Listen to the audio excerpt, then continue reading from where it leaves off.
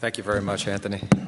And Bill, thank you very much for that presentation and all your work. It's, I think being a kid born in 1960 as an American, I just feel so blessed. One, for what it was like to grow up as an American kid in that time period, but also to have the opportunity to design skyscrapers following in the steps of giants. So thank you very much for that and all your work. We had the opportunity to really think about what it means to design urban density in skyscrapers. And I talk often about this issue of sustainability, and the idea of a conversion experience comes up. And mine really came about when we became a family. We're an adoptive family, and my sons were born in Pursat, Cambodia. So now talking about global citizenship is a real thing in my home. It's not just a conceptual idea that I might talk about as an architect. So as we started talking about how do you make a sustainable skyscraper, the issue of being an American really comes forward. And as an American, and like most first world countries, but America specifically, we're 4.5% of the world's population, and we're consuming 25% of the world's resources and producing, by some accounts, more than 25% of the CO2. So what do we do about that? How do we take that information, have it inform a practice or a design process? So being a kid who was born in 1960, I grew up with this saying, probably the most overused term in the environmental movement is think globally, act locally. I had no idea where it came from. It was actually René Ctbuh, who was working for the UN in 1972, coins this term. I think it's still relevant, and we had the incredible blessing to actually think about this global issue and work locally. So what you're looking at right here is 6th Avenue and 42nd Street, Bryant Park and New York Public Library. And that site right there is about 2 acres in the middle of Midtown Manhattan. 4 Times Square that Anthony spoke about right here, attributed as the first green skyscraper in America, is here. And this is Times Square that you're looking at. So we had an opportunity to rethink how we design a skyscraper. First of all, before we talk about any attributes of any one building, urban density is the answer. We set out and said, hey, if we do a LEED Platinum skyscraper in New York City, how much better is it than a LEED Platinum building out someplace else? And the engineers came back and said, frankly, not so much. I mean, yes, skyscrapers are better because they have less perimeter, but the real answer is in how people get to work. So there's 2.2 million square feet, not a single parking space. The answer is mass transit. I have a hybrid vehicle. It is not the answer. A New York City subway car gets 540 passenger miles per gallon. So we did the calculation, and if we took a suburban, 2 million square feet of suburban office campus and compared it to a skyscraper, any skyscraper at 42nd and 6th, uses about 1/20th of the energy of a year because of how people get to work. People take mass transit to work. Okay, so urban density is the issue. Given that, these skyscrapers that we design, they live and breathe off the infrastructure that the cities have. So one of the first things we wanted to do was reinforce the grid that it lives off of. So the 6th Avenue line, the BD, and F, have always been separated from the Times Square line, which is immediately adjacent. So we knew that we needed to reinforce the infrastructure. So we started really thinking about how does the building not meet the sky, but how does it meet the earth? How does it meet the infrastructure? So right now there's a tunnel built below grade that will connect the Times Square line as soon as the MTA makes their connection right here and connecting the BD, V, and F. 1.4 billion rider trips a year on the New York City subway system. With this, I was just talking to Bill a minute ago. Taking these very large buildings and having them meet the ground is always a challenge. And we actually started thinking about how to make a very large building meet the ground lightly and how to celebrate this mass transit connection. So right now, what you can see is the glass-enclosed subway entrance, which really is in the foreground as you approach the corner entry of the building. Also, when we were designing the building in 2003 and 2004, we're really in the wake of 9/11, which was a truly catastrophic thing that had happened in New York and to our country and to the world. And we were very concerned about these skyscrapers now being secure castles, that the public was no longer invited into the buildings. All these turnstiles went up and all these security checkpoints. So if Bryant Park was the front yard for the building, we wanted the building to have a front porch. So part of the building was creating this thing called an urban garden room that you're looking at here, which is open to the public, and these large doors actually slide up and allow the public into the building. And we hope that this will become a real asset for 6th Avenue in the area of 42nd Street. And then as the building rises, the building was clearly designed to look around the cereal boxes around it, to look out towards Bryant Park. This happens to be due south across Bryant Park, not down 6th Avenue. And this portion of the building has a deep double wall facade. The other facets of the building are chamfered and turned to look around the adjacent buildings, to look up to Central Park, to look over to Bryant Park, to look out to the Statue of Liberty. And now the building is recently completed. You can see the faceted faces looking around the adjacent buildings. There's about an acre of space in between 4 Times Square and the Bank of America Tower, where we planted as much of that area as we possibly could so that people on the lower floors on that portion of the building are looking out on green roofs, as well as out to Bryant Park. And the issues that came up when we were designing it were really interesting as an architect. I kind of hope, like most architects, that people will find the work beautiful. But the definition of beauty really changed for us. We started to discover things that I frankly didn't even know. In New York City, we have something called a combined storm and sewer overflow. It means that in some parts of New York, when it rains a little bit, or all of New York when it rains a little bit, stormwater runoff and raw sewage combine in a water treatment plant, and we pump treated water out into our rivers. Some places in New York, when there's as little as 1/10 of an inch of rain, we overflow the sewage treatment plants and we pump raw sewage directly into the rivers. It's just profoundly stupid. We have to do something. We have to change the way that buildings are designed. So we get about 4 feet of rain every single year in New York City, and these buildings we designed can capture that rain. Also, what we did was have a series of staged tanks that use the gravity pressure of the stored water to reduce pumping energy, and use that water for cooling tower makeup and flushing of the toilets. One of the dark secrets of these skyscrapers we design is that we make them sweat. We use evaporative cooling, and we evaporate massive quantities of water to cool these buildings. So by gathering the rainwater, the condensate, and a whole series of other gray water techniques, we're using that reused water to recycle for cooling tower makeup. Another issue was power.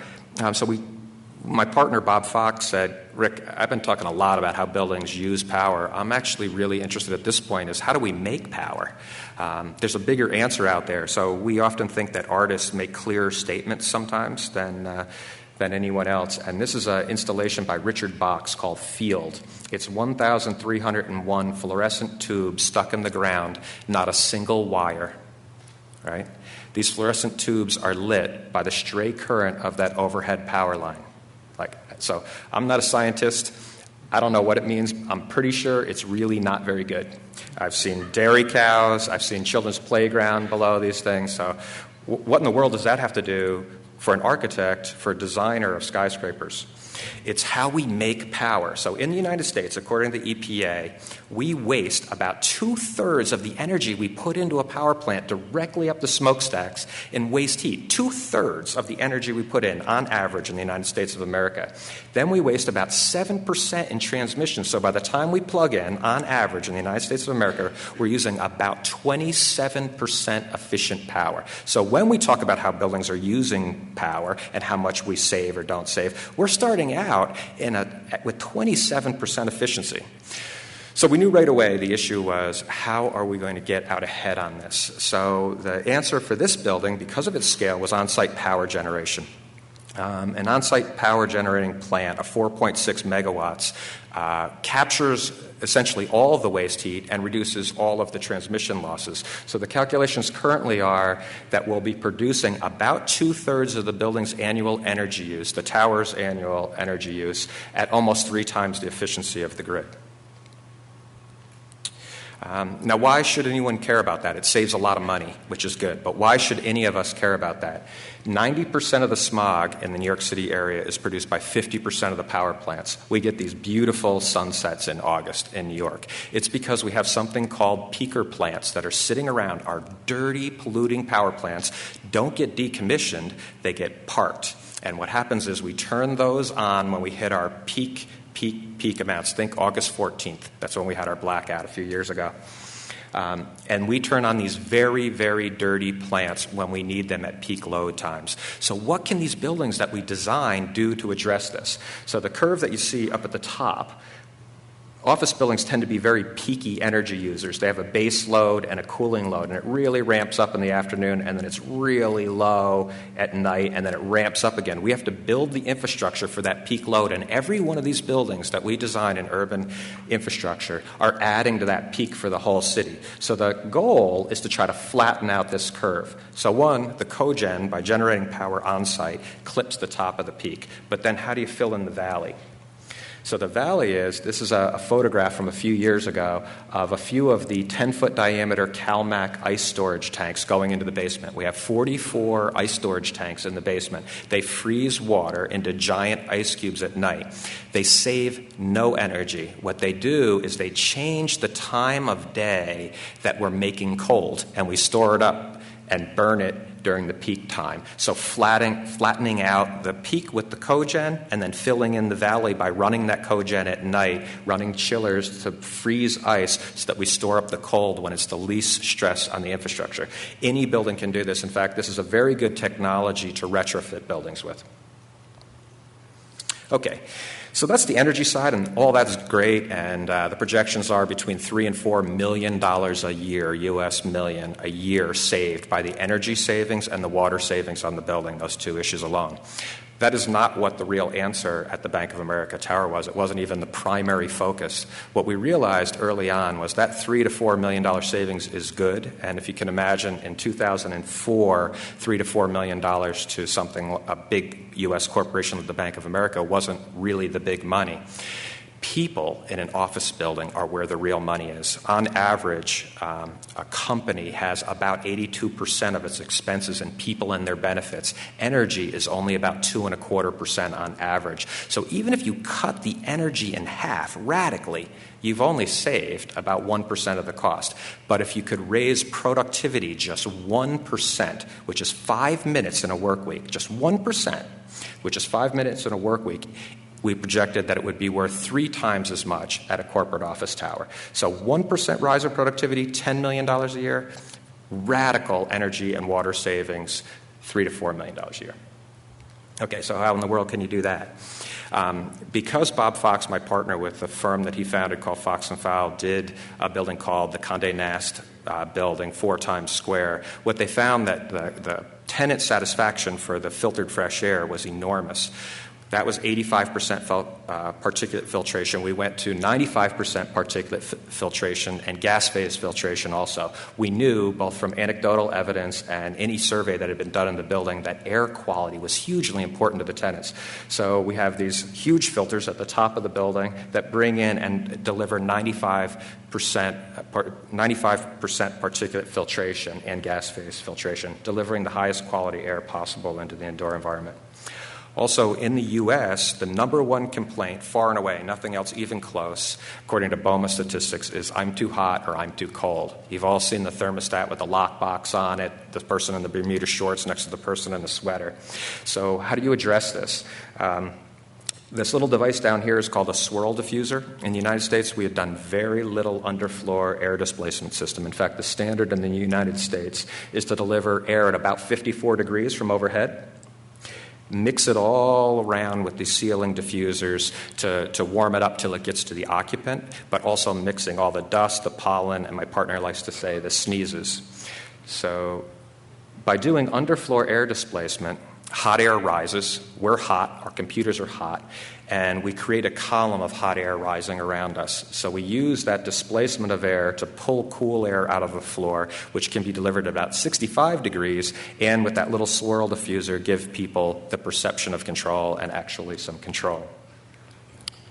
The other issue is, and this cost energy, is we made the decision along the principles of something called biophilic design, is that people feel good when they feel connected to nature, and people love natural light. So we made the decision to do floor-to-ceiling glass from the interior. To do that, you then have to supplement it with daylight dimming to harvest that daylight, and the bank committed to do all of their interior partitions in glass to bounce the light further in. This is one of the things that we really need to get to the bottom of. How do we quantify human performance relative to building design? This is really the holy grail, and Lisa's going to talk a little bit about that in a minute. So this is a picture from the inside looking out. To help the very, very clear low iron, low E glass perform, you can see the slight fogging at the bottom, and at the top are a series of very small ceramic frit dots to improve the solar heat gain coefficient. But in this zone, in the viewing zone right here, it is, at the time, the clearest glass commercially available to make that absolutely crystal clear connection between one person and whatever nature you can glance, whether it's the park of Bryant Park or out to the ocean. And the building's now completed. We did achieve the LEED Platinum status. And I guess what I'd like to say is that I think all of us here have a unique opportunity and maybe even a moral, spiritual, ethical obligation to rethink the way that we build. We cannot possibly tell the developing world that they should not have the benefits of the healthcare and the technologies and the things that we've benefited from. I grew up as an American. I cannot imagine that we can possibly say the developing world needs to slow down. But I do think, as those who benefited from growing up in the developed world, we need to set a far better standard. So thank you for your time. And I'd like to introduce Lisa Shpritz, from the Bank of America, who's going to talk about the next phase of the project. If what we get to do is design these buildings and rethink the construction of these buildings, the real pay dirt next is how do they actually work and how do they actually perform. And Lisa's going to talk about that for a minute. Thank you.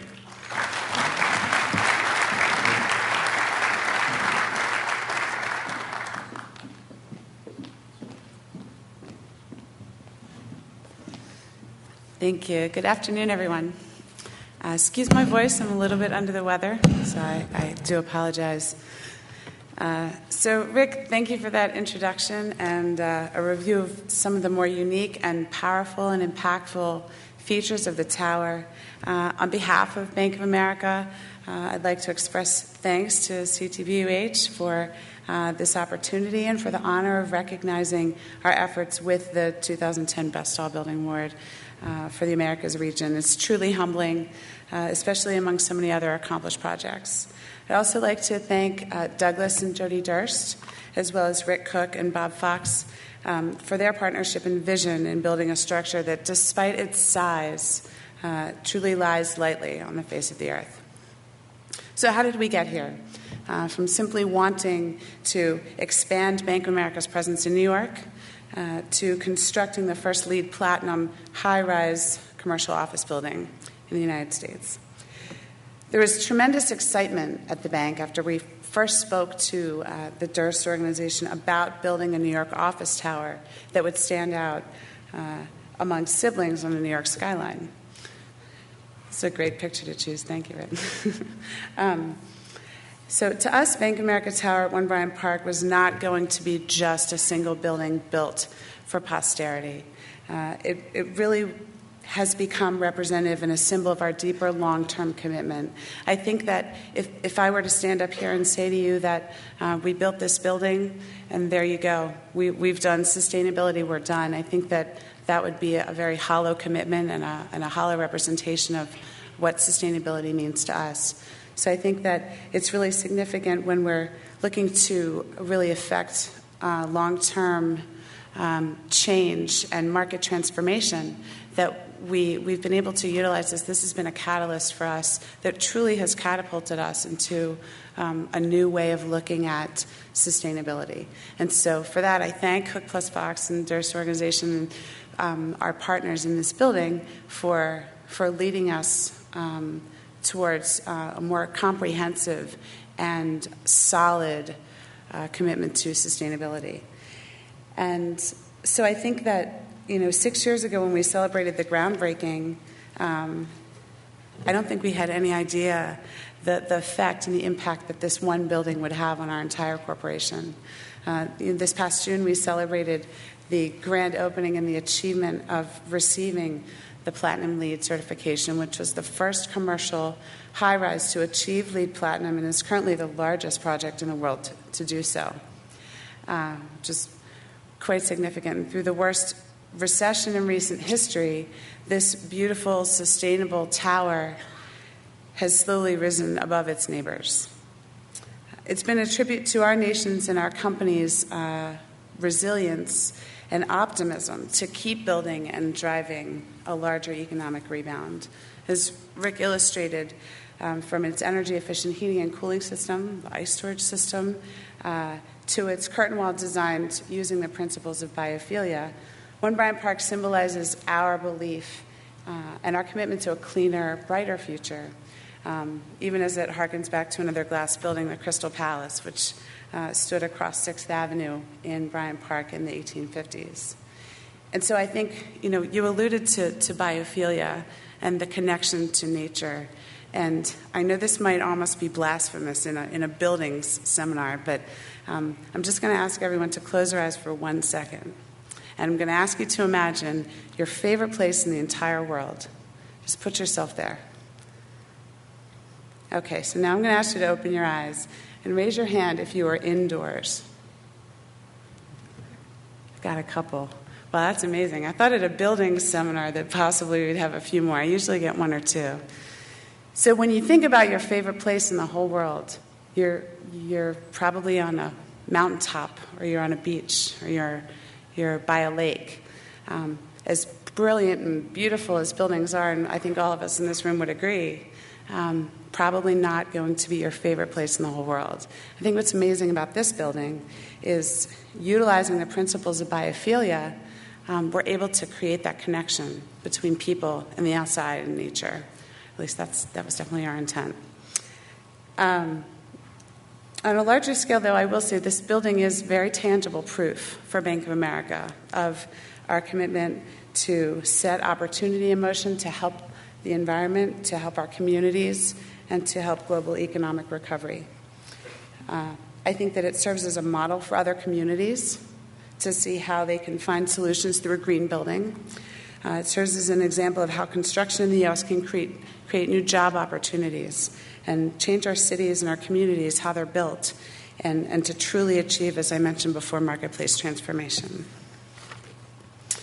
Though construction began in 2004, it stands today as the most tangible evidence of our 10-year, $20 billion environmental commitment to address climate change through lending, investing products and services, as well as our own operations, which was announced in 2007. We've currently committed $8.6 billion towards the $20 billion, so we're ahead of schedule on that 10-year commitment.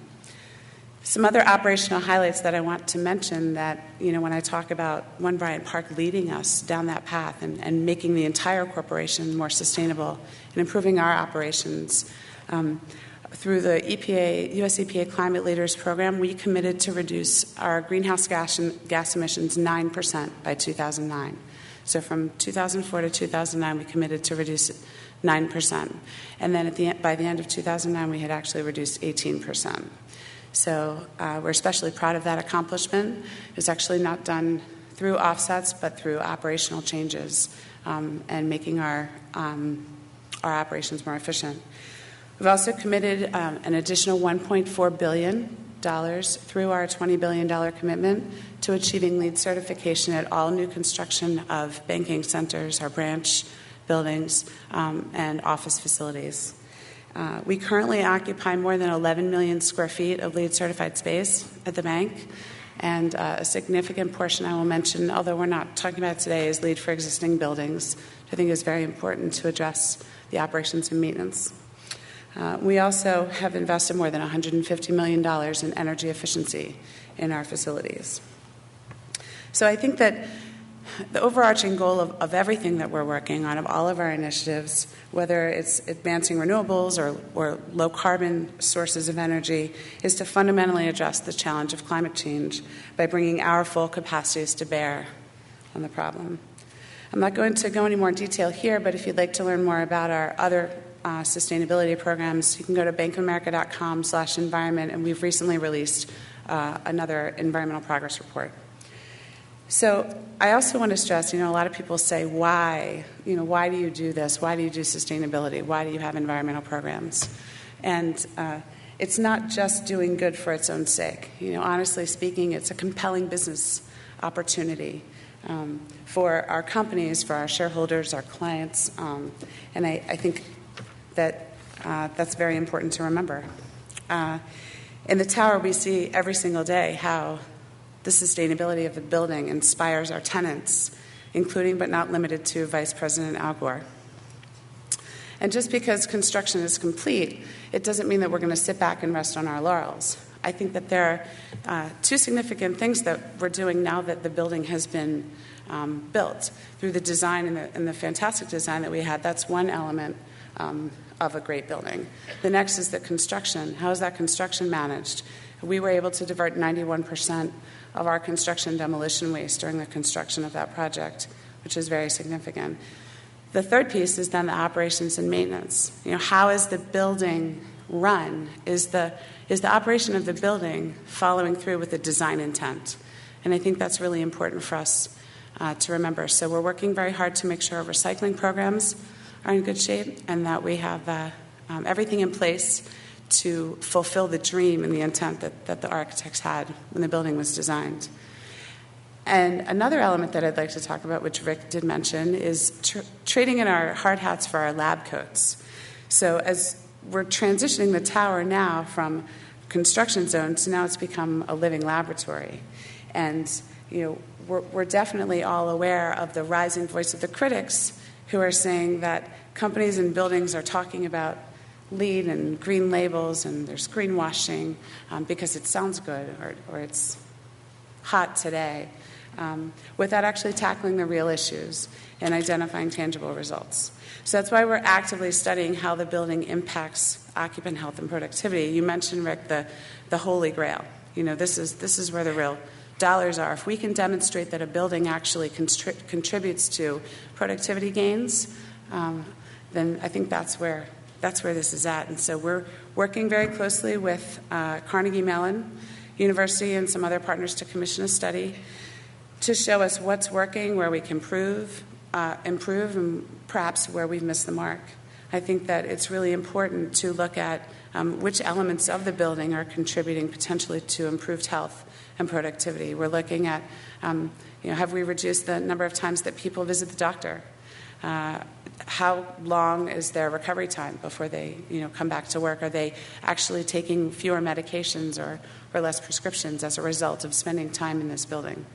And so we're really excited to see what the results are, and we hope to have those very soon. So I'm going to thank you for your time and for continuing to think big and tall, I guess, as you say here, about how buildings can contribute to the environment and the well-being of our society and cities and communities in which they stand.